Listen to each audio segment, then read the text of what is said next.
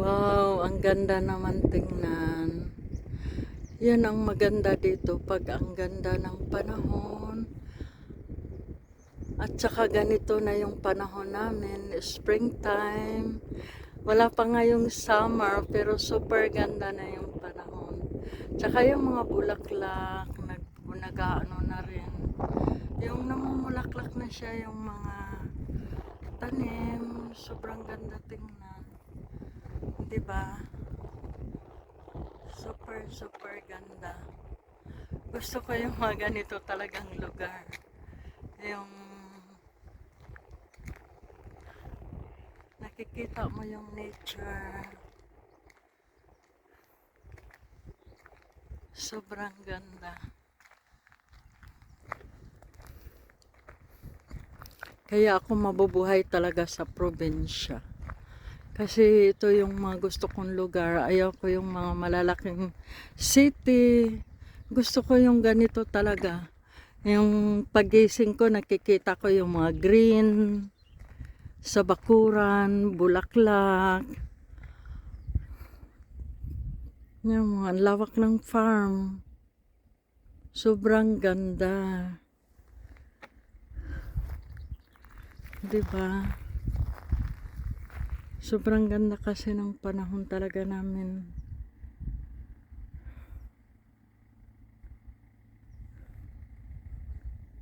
Grabe. Ayun.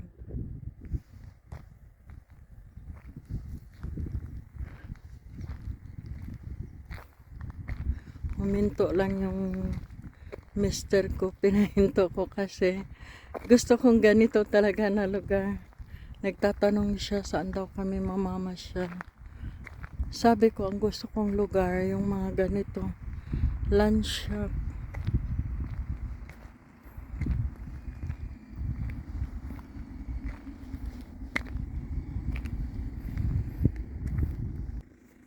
Tingnan nyo ang lawak ng farm.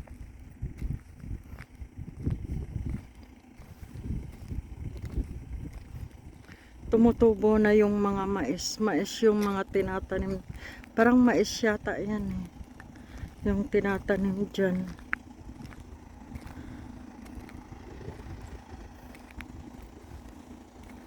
So, at kami ay pauwi na.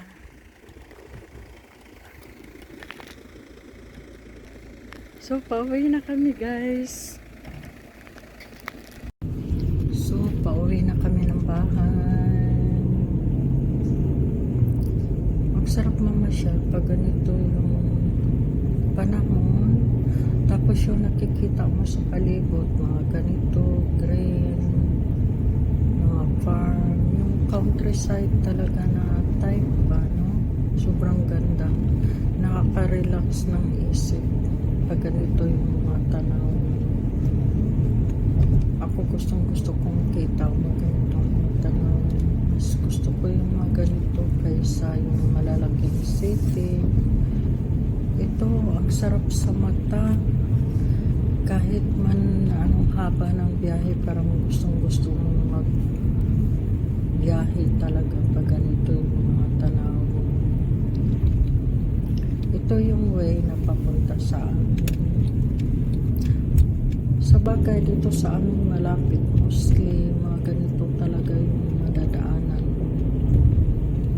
Ito yung gusto ko palagi na road trip, na mamasyal kami sa mga tabing farm. Tsaka tingnan mo, ganda ng panahon. Sobrang ganda talaga.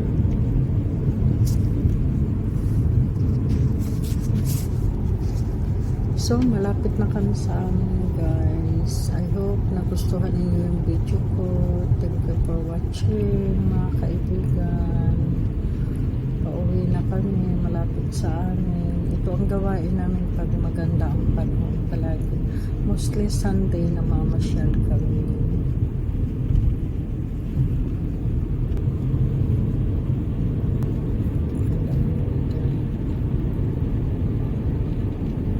So, yun lang mga kaibigan. Maglubat na rin ako. Thank you for watching. God bless.